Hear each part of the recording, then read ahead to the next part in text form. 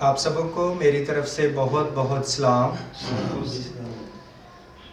آج یہ خصوصی عبادت ہے جیسا کہ آپ سب لوگ جانتے ہیں، اور آپ کے سامنے یہ بورڈ پہ عنوان بھی لکھا ہے کہ صلیبی کلمات۔ تو آج نہ صرف یہاں پہ بلکہ سبھی چرچ میں اس خصوصی عبادت کو منعقد کیا جاتا ہے، اور پاسبان خدا کے خادم ان صلیبی کلمات سے، ان کلمات یعنی وہ الفاظ، وہ جملے جو یسوع نے آخری وقت صلیب پر کہے، ان میں سے سکھاتے ہیں۔ تو آج بھی ہم چاند ایک صلیبی کلمات میں سے سیکھیں گے۔ تو جو یسوع نے صلیب پر پہلا کلمہ کہا وہ یہ ہے لوکا 23 باب اور اس کی 34 آیت میں، آئے باپ ان کو معاف کر کیونکہ یہ نہیں جانتے کہ کیا کرتے ہیں۔ پہلا جو یسوع نے کلمہ کہا وہ یہ ہے کہ آئے باپ ان کو معاف کر کیونکہ یہ نہیں جانتے کہ کیا کرتے ہیں۔ اسے معافی کا کلمہ بھی کہتے ہیں۔ اور جب یسوع کو صلیب دیا گیا تو مرکز کی کتاب اور اس کا انجیل اور اس کے 15-25 آیت میں لکھا ہے کہ ابھی پہر ہی دن چڑھا تھا تو جب انہوں نے یسوع کو مصلوب کیا۔ تو پہر شروع ہوتا ہے صبح 6 سے 9 بجے تک، 3 گھنٹے کا ایک پہر ہوتا ہے۔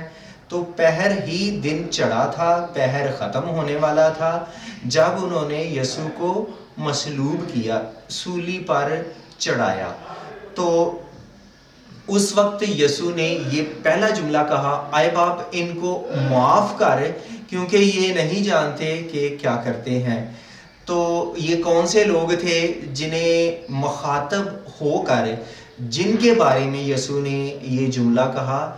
یہ اس دور کے جو یہودی تھے، سردار کاہن، خاص طور پہ مذہبی رہنما تھے، فقی، فریسی، بزرگ اور سردار کاہن، جن کا بائبل میں یا اناجیل میں آخری حصے میں بار بار ذکر آتا ہے، جو یسوع کو پکڑنے گئے، پکڑا اور پیلاطس رومی سپاہیوں کے حوالے کیا۔ انہی کے بارے میں یسوع کہہ رہا ہے کہ آئے باپ ان کو معاف کر کیونکہ یہ نہیں جانتے کہ کیا کرتے ہیں۔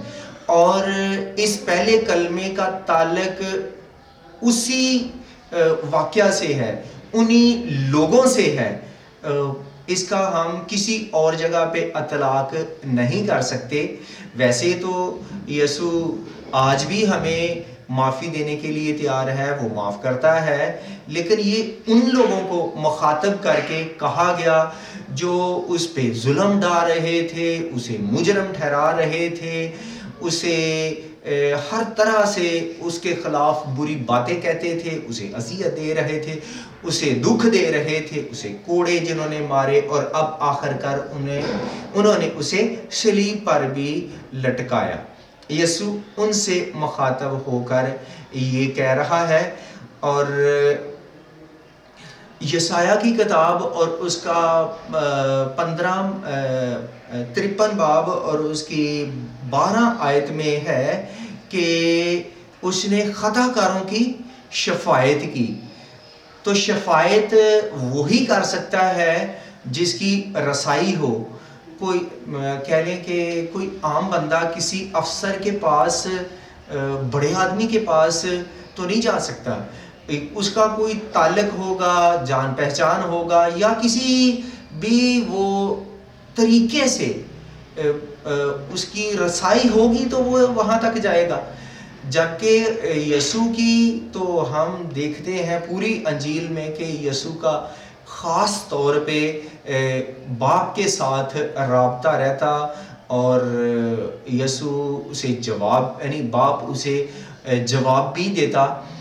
تو اس لیے یسوع نے جو الفاظ بھی کہا، آئے باپ سے کہا ہے، کہ یسوع یہ بھی واضح کرتا ہے کہ میرا خدا کے ساتھ، خدا تو سب کا کہہ لینا، لیکن باپ کا جو رشتہ ہے وہ ہمارا بھی ہے، لیکن ہمارا مسیح یسوع کے وسیلے سے ہی باپ کا رشتہ بنتا ہے جبکہ خدا کا ازل سے باپ بیٹے کا رشتہ ہے. تو یسوع اس بات کو بھی واضح کرتا ہے کہ میرا اس کے ساتھ باپ بیٹے کا رشتہ ہے اور اس نے یہ شفاعت ان کے لیے کی.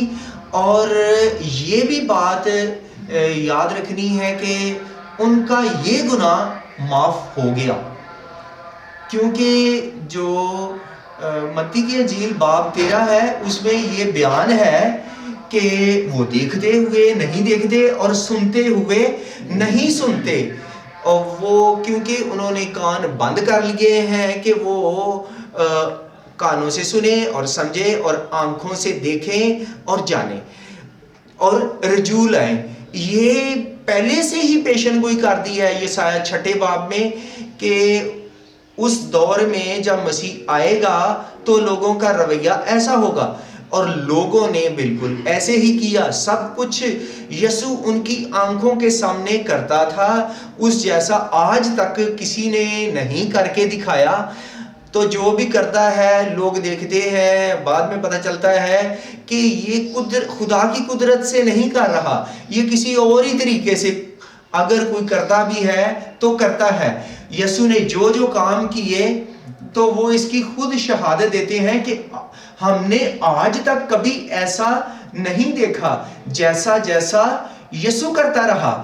تو وہ پھر بھی وہ دیکھتے ہوئے بھی نہیں دیکھتے، سنتے ہوئے بھی نہیں سنتے، کیونکہ اس امت کے دل پر لکھا ہے چربی چھا گئی ہے. تو خدا باپ نے خود ان کے کہہ لیں کہ دل سخت کر دیے تھے کہ وہ یسوع کو قبول ہی نہ کریں، اور اسی قبول نہ کرنے کی وجہ سے انہوں نے اسے صلیب دے دیا. اور اس لیے یسوع نے ان کی حالت کو دیکھ کر کہ وہ دیکھتے ہوئے بھی نہیں دیکھتے اور سنتے ہوئے بھی نہیں سنتے، کہ تو یسوع نے کیا کہا کہ آئے باپ ان کو معاف کر، کیونکہ یہ نہیں جانتے کہ کیا کرتے ہیں. تو یسوع اب کہاں پہ ہے؟ یسوع آسمان پر خدا باپ کے دائنے ہاتھ بیٹھا ہے، اور وہ آج بھی ہماری شفاعت کرتا ہے. آج بھی اپنے لوگوں کی جو اس کے کہلاتے ہیں، تو ہو سکتا ہے وہ نامی مسیحی ہوں، بلکہ نامی نہ ہم بنے، بلکہ اس کے حقیقی شاگرد بنے، اس کے حقیقی پیروکار بن جائے. وہ کیسے ہو سکتا ہے؟ جب ہم اپنا آپ اسے دیتے ہیں تو ہم اس کے حقیقی شاگرد بن جاتے ہیں. وہ ہمیں معاف کرتا ہے، اور اس کا پہلا کلمہ یہی ہے کہ اے باپ ان کو معاف کر. پہلا کلمہ ہے یہ کہ معافی کا کلمہ ہے، اور جو پہلا کلمہ ہے عدد 1 ہے، یہ خدا باپ کو پیش کرتا ہے. خدا ایک ہے، کہہ لیں زبور 86 میں، خروج کی کتاب باب 20 میں، سنا ہے اسرائیل خداوند ہمارا خدا ایک ہی خدا ہے. تو جو واحد خدا ہے اس نے انسان کی نجات کے لیے یہ بندوبست کیا. انسان کی نجات کا بندوبست کس نے کیا؟ خدا باپ نے کیا. معافی کا اعلان، معافی کس کے وسیلے سے؟ یسوع کے وسیلے سے ملتی ہے، اور یہ بندوبست ایک واحد خدا نے کیا. جو دوسرا کلمہ ہے وہ یہ ہے، لوکا 23 باب اور اس کی 43 آیت پہ لکھا ہے، آج ہی تو میرے ساتھ فردوس میں ہوگا.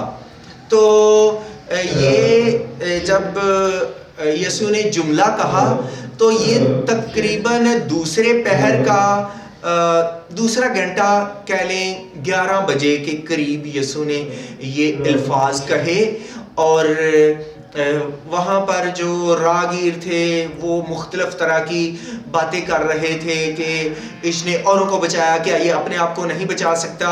اور اس نے کہا تھا میں مقدس کو ڈھا سکتا ہوں اور 3 دن میں کھڑا کر سکتا ہوں، کیا یہ اپنے آپ کو نہیں بچا سکتا؟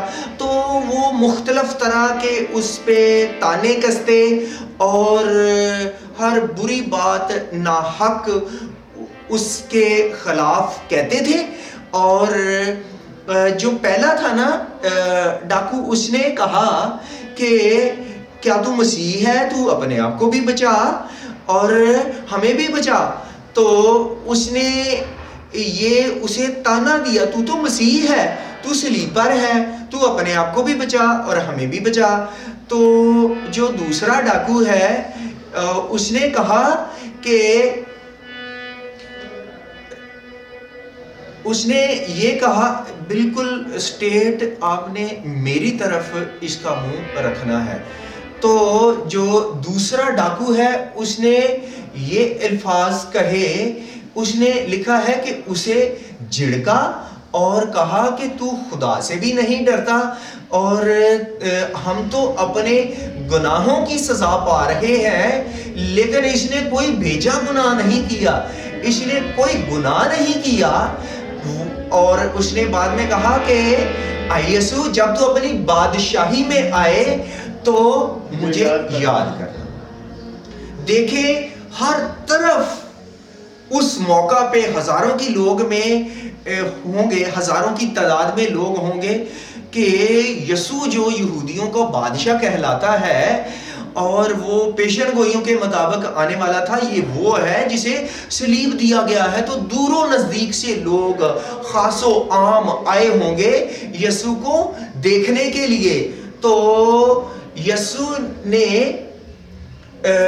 انہیں کیا کہا کہ آج ہی تو میرے ساتھ فردوس میں ہوگا.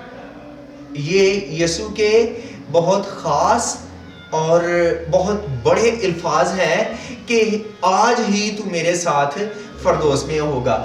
یہاں پر یہ بھی سیکھنے والی بات ہے کہ اس نے کہا کہ اے خداوند، جب تو اپنی بادشاہی میں آئے، تو یسوع کی بادشاہی تو اب تک نہیں ہوئی. ایسے ہی ہے نا، 2000 سال گزر گئے ہیں، بادشاہی آنا اور ہے. بادشاہی وہ ہے جب یسوع دوسری آمد میں آئے گا تو یسوع زمین پر اپنی بادشاہی قائم کرے گا. دوسرے بادشاہوں کی طرح یسوع کی بھی بادشاہی ہوگی اور کہہ لیں کہ وہ لوہے کے آسے سے ان پر حکومت کرے گا. تو یسوع کی بادشاہی تو ابھی تک نہیں ہوئی. تو وہ یہ درخواست کرتا ہے کہ تیری بادشاہی تو ہوگی، لیکن جب تیری بادشاہی ہوگی تو مجھے یاد کرنا کہ تو مجھے بھی اپنی بادشاہی میں شامل کر لینا. تو یسوع نے کہا کہ وہ تو بادشاہی پتہ نہیں کب ہے، تو اب تک نہیں ہوئی نا، اور اس کے بارے میں کوئی نہیں جانتا کہ وہ دن کب آئیں گے. یسوع نے یہ کہا کہ نہ بیٹا جانتا ہے، نہ کوئی، نہ فرشتے، صرف باپ جانتا ہے اس دن کے بارے میں. تو یسوع نے یہ کہا کہ آج ہی تو میرے ساتھ فردوس میں ہوگا. یسوع نے کہا اس وقت تو وہ بڑی دور ہے، اب تک نہیں ہوا تو وہ تو بڑی دور ہے نا. تو آج ہی تو میرے ساتھ فردوس میں ہوگا. آج یعنی سورج غروب ہونے سے پہلے ہی تو میرے ساتھ ہوگا. تو فردوس کہاں پر ہے؟ فردوس پرانے عہد نامے کو ہم مختلف جگہوں پر زبور کی کتاب میں پڑھتے ہیں تو آتا ہے پاتال کا لفظ، جبکہ نئے عہد نامے میں لوکا کی انجیل یسوع یہ سکھاتا ہے اس تمثیل سے کہ واضح کرتا ہے یسوع جسے عالم ارواح کہا گیا ہے. وہ تمثیل بتاتی ہے کہ جب لازر مر جاتا ہے، غریب لازر اور دولت مند بھی، تو وہ دونوں ایک باپ ابراہیم کی گود میں ہے اور دوسرا عالم ارواح میں ہے. اور اس نے عالم ارواح میں اس عذاب میں مبتلا ہو کر کہا کہ مجھے اپنی انگلی کا سرا بگو کر میری زبان کو تر، کیونکہ میں یہاں عذاب میں تڑپتا ہوں. تو آگے سے جواب ملا کہ ہمارے اور تمہارے درمیان ایک بیچ میں گڑھا ہے، نہ کوئی ادھر سے ادھر آ سکتا ہے، نہ کوئی ادھر سے ادھر جا سکتا ہے. تو یہ بات ہمیں بتاتی ہے، تمثیل سکھاتی ہے کہ عالم ارواح تو ضرور ہے، وہ زمین کے نیچے ہے، جبکہ فردوس بھی زمین کے نیچے ہی تھا. اور اس فردوس کو اس وقت نام دیا گیا ہے باپ ابراہیم کی گود. تو افسیوں باب 4:9-10 آیت میں لکھا ہے کہ وہی آسمان پر چڑھا جو زمین کے نیچے اترا اور وہ قیدی روحوں کو بھی اپنے ساتھ لے گیا. یسوع زمین کے نیچے اترا اور وہاں پر پہلا پطرس باب 3 میں ہے کہ اس نے وہاں پہ جا کے منادی کی. وہ کون سی قیدی روحیں ہیں جو مسیح سے پہلے تک وہ مقدسین ایماندار وہ مرتے، وہ بھی زمین کے نیچے پتہ نہیں کس گہرائی میں وہ مقام ہے جسے اتھاگڑا بھی کہہ سکتے ہیں، لیکن وہاں پر یہاں پر اسے کیا نام دیا گیا؟ عالم ارواح. اور اتھاگڑا ویسے میں نے بیان کر دیا، اس کا ذکر مکاشفہ باب 20 میں آتا ہے. اور لیکن اس میں آخر میں جب انصاف کیا جائے گا، بھیڑوں کو بکریوں سے، برے لوگوں کو اچھے لوگوں سے جدا کیا جائے گا، فرشتگان نافرمان فرشتگان کو آخر میں پھینکا جائے گا. تو یہ کہ وہ اس وقت دیکھیں روحانی طور پر ایمان کی آنکھوں سے ہم دیکھتے ہیں کہ یسوع وہاں پر گیا اور یسوع پہلے گیا فردوس میں، کیونکہ یسوع نے پہلے جان دی. بعد میں کون؟ بعد میں کیونکہ یسوع نے پہلے جان دی اور جو ڈاکو تھے وہ مصلوب مرے نہیں تھے، ان کی ٹانگیں توڑی گئیں. جب سپاہی آ کے دیکھتے ہیں، معائنہ کرتے ہیں تو یسوع مر چکا تھا. یسوع پہلے فردوس میں گیا، اس کے بعد وہ فردوس میں جاتا ہے. اور پھر یسوع ان قیدی روحوں کو بھی آسمان پر اپنے ساتھ لے گیا. یہ ہم ایمان سے دیکھتے سمجھتے ہیں، کیونکہ لکھا ہے مکاشفہ باب 2 میں کہ جو غالب آئے گا اسے میں زندگی کے درخت میں سے جو خدا کے فردوس میں ہے پھل کھانے کو دوں گا. تو آپ سب جانتے ہیں کہ مکاشفہ کی کتاب جو ہے، یوحنا عارف، یوحنا جو خدا کا سب سے پیارا شاگرد تھا، جو صلیب کے پاس بھی اس کے ساتھ تھا، تو وہ اس جو آسمانی رویا ہے، جو آسمانی منظر ہے، اسے بیان کرتا ہے. تو وہ فردوس کو کس جگہ پہ دیکھتا ہے؟ آسمان پر. یسوع اپنے مصلوب ہونے کے بعد، جان دینے کے بعد فردوس کو، قیدی روحوں کو، ایمانداروں کو کہاں پہ لے گیا؟ آسمان پہ. پھر فردوس آسمان پر منتقل ہو گیا اور وہ ڈاکو بھی اس دن سے اس کے ساتھ ساتھ ہے. تو ہم نے ایسے نہیں سوچنا، یا بعض لوگ ایسے سوچتے ہیں ڈاکو نے بھی تو آخری وقت میں توبہ کی تھی، تو کوئی بات نہیں، ہم بھی آخری وقت میں توبہ کر لیں گے. تو ہمیں کیا پتا ہے کہ آپ کے پاس، میرے پاس وقت نہ ہو، لیکن میں نے تو توبہ کی ہے. تو جس نے توبہ نہیں کی اسے ایسے نہیں سوچنا کہ میں بھی ڈاکو کی طرح آخری وقت توبہ کروں گا. ہو سکتا ہے کوئی بے ہوش ہی ہو جائے، کوئی سویا ہی سو جائے. بعض لوگوں کو سوئے ہوئے ہارٹ اٹیک ہو جاتا ہے، بعض لوگ ایسے ایکسیڈنٹ میں مارے جاتے ہیں، ایسی دہشت گردی کا شکار ہو جاتے ہیں کہ اچانک موت واقع ہو جاتی ہے، تو انہیں موقع ہی نہیں ملتا توبہ کرنے کا. جیسے یہ بالکل مرنے کے قریب ہے، لیکن اس کی زندگی میں سانس دم تھے، آخری وقت میں اس نے توبہ کر لی. تو یسوع اس زندگی میں جب بھی ہم قبول کریں، ہم معافی پاتے ہیں، ہم برگزیدہ ایماندار ٹھہرائے جاتے ہیں، لیکن زندگی میں ہوتے ہوئے. تو ہمیں جب ہم اس نجات کے کلام سے واقف ہو جائیں، ہمارا دل ہمیں راغب کرے، ہمارا ضمیر ہمیں قائل کرے، تو ہم نے یسوع کو قبول کرنا ہے. پھر یسوع نے جو یوحنا 19 باب اور اس کی 26-27 آیت میں ہے کہ یسوع نے کہا، اے عورت دیکھ تیرا بیٹا یہ ہے، اور شاگرد سے کہا کہ دیکھ تیری ماں یہ ہے. تو یہ ہے تیسرا کلمہ. اور پہلی بات یہ کہ جب بھی ہم پڑھتے سنتے ہیں یا عام لوگوں سے بیان کرتے ہیں، یسوع نے یہ الفاظ کہے اپنی ماں کے لیے کہ آئے عورت دیکھ تیرا بیٹا یہ ہے، اور اپنی ماں سے کہا کہ پھر شاگرد سے کہا کہ دیکھ تیری ماں یہ ہے. تو وہاں پر ہی لکھا ہے غالباً 28 آیت میں، یوحنا 19:28 میں، پھر وہ شاگرد یسوع کی ماں کو اپنے گھر لے گیا. تو پہلا جو کلمہ ہے وہ معافی کا کلمہ ہے، خدا ایک ہونے کو پیش کرتا ہے. دوسرا جو کلمہ ہے وہ گواہی دینے کو پیش کرتا ہے. اور لوکا کی انجیل باب 13 میں ہے کہ 2 آدمیوں کی گواہی سچی ہوتی ہے. اور جو تیسرا کلمہ ہے یہ کلمہ ہے ذمہ داری کا، یہ خاندانی ذمہ داری کا کلمہ ہے، محبت کا کلمہ ہے، فکر مندی کا کلمہ ہے. دیکھیں یسوع بعض لوگوں کا خیال ہے کہ جو مسیح یسوع کی پیدائش کے بعد یا 12 سال کے بعد تک یسوع کے والدین کا ذکر آتا ہے یا باپ کا ذکر آتا ہے. جب یسوع نے منادی شروع کی 30 سال میں یا اس کے بعد اناجیل میں اس کے باپ کا ذکر نہیں آتا.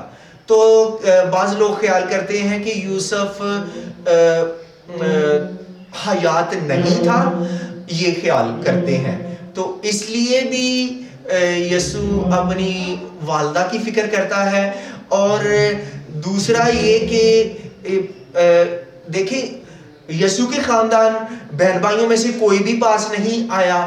ایک تو وہ لگتا ہے یسوع پہ ایمان نہیں لائے، یا ایمان لائے ہیں تو وہ بھی شاگردوں کی طرح ڈرتے ہیں، جیسے یسوع نے کہا کہ تم سب مجھے چھوڑ جاؤ گے متی 26 باب میں، تو وہ سب اس وقت چھوڑ گئے. اور نہ یسوع کے خاندان میں سے سوائے یسوع کی ماں صلیب کے پاس کھڑی ہے. اور ایک یسوع کا شاگرد بھی اس وقت آ جاتا ہے جو یوحنا ہے. یہ بڑی جرت کی بات ہے کہ وہ شاگرد اس صلیب کے موقع پر آ گیا. اور جبکہ پطرس رسول کہتا ہے کہ میں تجھے نہیں چھوڑوں گا، تو یسوع نے کہا کہ آج ہی مرغ کے بانگ دینے سے پہلے تو 3 بار میرا انکار کرے گا. اور ایسے ہی ہوتا ہے، اس نے بھی انکار کیا.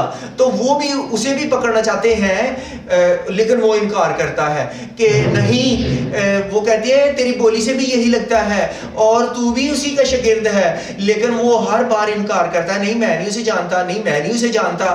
تو یہ دیکھیں کہ یہ شاگرد یسوع کی صلیب کے پاس کھڑا ہے. یہ وفاداری، محبت، جرت، دلیری کو پیش کرتا ہے. جبکہ سب لوگ اس پہ آوازیں کس رہے ہیں، اسے ٹھٹھوں میں اڑا رہے ہیں، تو بھی وہ فکر نہیں کرتے. اور وہ بھی یسوع سے اپنی محبت کا اظہار کرتے ہیں.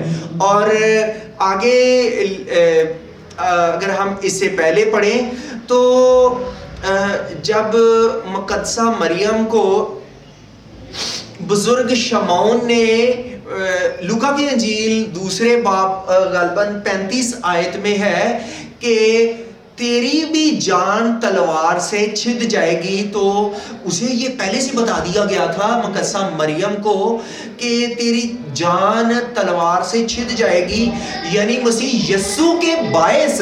تو وہ پتہ نہیں وہ وقت کب آ جائے کہ وہ تلوار کب گر جائے، کیونکہ یسوع کو فرشتے نے یہ پیغام دیا کہ وہ بزرگ ہوگا، وہ خدا تعالیٰ کا بیٹا کہلائے گا، اور وہ یعقوب کے گھرانے پر اور وہ داؤد کے تخت پر ابد تک بادشاہی کرے گا. یہ نہیں بتایا تھا کہ وہ ایسے خدمت کرے گا، وہ دکھ اٹھائے گا، سولی دیا جائے گا اور وہ دفن کیا جائے گا، مردوں میں سے تیسرے دن جی اٹھے گا، آسمان پر اٹھایا جائے گا. ان باتوں سے وہ ناواقف تھی. اس لیے جب یسوع کے ساتھ یہ سب کچھ ہوتا ہوگا تو ماں کا رشتہ ایک بہت گہرا رشتہ ہوتا ہے، کیونکہ ماں جو ہوتی ہے، جو اس کی اولاد ہوتی ہے، اس کے ساتھ کچھ بھی ہو تو اس کی آنکھوں میں بہت جلد آنسو بار آتے ہیں. وہ چاہتی ہے کہ میری اولاد کے ساتھ کچھ نہ ہو، اگر کچھ دکھ مصیبت آنی ہے تو وہ مجھ پہ آ جائے. تو وہ اتنے دکھ یسوع کے دیکھنے کو اس کی والدہ کو مل رہے ہیں کہ بیان سے باہر ہیں. تو ہم دیکھتے ہیں کہ یسوع نے فکر کی آخری وقت بھی کہ اپنے شاگرد کے ذمے یہ کام لگایا کہ تو اس کی یہ تیرا بیٹا ہے اور یہ تیری ماں ہے. اور وہ شاگرد اسی وقت سے اسے گھر لے گیا اور اس کی خدمت کرتا رہا. یہ فکر مندی کا کلمہ ہے. اور عدد جو 3 کا ہے یہ تثلیث کو پیش کرتا ہے. تثلیث یعنی باپ، بیٹا اور روح القدس.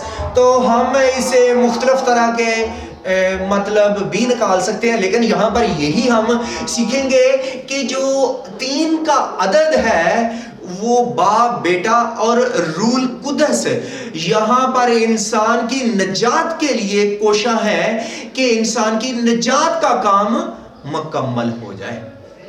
اور جو چوتھا کلمہ ہے وہ یہ ہے کہ ایلی ایلی لما شبقتنی، جس کا مطلب ہے کہ آئے میرے خدا تو نے مجھے کیوں چھوڑ دیا. تو یہ متی 27 باب اور اس کی 46 آیت میں یہ الفاظ ہیں. اور یسوع نے یہاں پر یہ کہا کہ آئے میرے خدا تو نے مجھے کیوں چھوڑ دیا. تو یسوع کو جب سے یسوع اس دنیا میں بھی نہیں تھا اس وقت سے ازل سے ان میں کبھی جدائی نہیں ہوئی تھی. لیکن اس موقع پہ ہم دیکھتے ہیں کہ جدائی پڑ گئی. وہ جدائی اس لیے پڑ گئی کیونکہ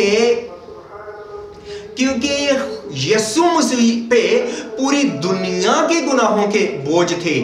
اور جو صلیب ہے یہ 4 کونوں کی ہوتی ہے اور جو دنیا ہے یہ 4 کونوں کو پیش کرتی ہے کہ یسوع نے پوری دنیا کے گناہ اٹھا لیے. ایسے کر کے جب یسوع صلیب پر تھا تو یہ اس بات کو پیش کرتا ہے. اور یہ لکھا بھی ہے یوحنا کی انجیل باب پہلے میں اور آیت 29 میں کہ دیکھو یہ خدا کا بڑا ہے جو دنیا کے گناہ اٹھا لیے جاتا ہے. تو جب یسوع پہ پوری دنیا کے گناہ تھے تو لکھا ہے استثنا کی کتاب 6 باب میں، کیونکہ سنا اسرائیل خداوند تمہارا خدا پاک خدا ہے. خدا تو پاک ہے، خدا تو ایک انسان کے گناہ نہیں دیکھ سکتا تو پوری دنیا کے گناہ خدا کیسے دیکھتا. لیکن یسوع نے خود اپنی مرضی سے اپنے آپ کو پیش کیا انسان کی نجات کے لیے، لیکن پوری دنیا کے گناہ اس پر تھے. تو خدا انصاف کا خدا ہے. انصاف کا تقاضا یہ ہے کہ وہ مجرم ہے. یسوع مجرم ٹھہرایا گیا. غلطیوں باب 3 اور اس کی آیت 13 میں ہے کہ جو صلیب پر لٹکایا گیا وہ لعنتی ہے، لیکن اس نے ہمیں شریعت کی لعنت سے مول لے کر چھڑایا. وہ مول کیا، وہ کیا عوض میں دیا اپنا کفارہ، بے عیب خون، بے عیب کفارہ وہ بہایا. کفارے کا جو پس منظر ہے وہ پرانے عہد نامے میں احبار کی کتاب باب 16 میں بیان کیا گیا ہے. اور جو حقیقی کفارہ ہے وہ مسیح یسوع میں آ کر پورا ہوتا ہے. اس لیے یسوع نے یہ درخواست کی یا یہ واضح کیا کہ آئے باپ تو نے مجھے کیوں چھوڑ دیا. تو یسوع نے واقعی یسوع نے 6 گھنٹے کے لیے مطلب 9 بجے سے لے کر 3 بجے تک جب تک یسوع نے جان نہیں دی مسیح یسوع کو چھوڑ دیا، کیونکہ گناہ کی مزدوری موت ہے. تو یسوع پر ہم سب کے گناہ تھے، اس لیے اسے مرنا پڑا ہمارے گناہوں کی خاطر. خدا کرے کہ ہم چند ایک صلیبی کلمات میں سے سیکھ سکیں، اس کے کفارے پر ایمان لائیں اور ہمیشہ کی زندگی پا سکیں. خدا ہم سبوں کو ان کلمات سے بڑی برکت دے. آمین.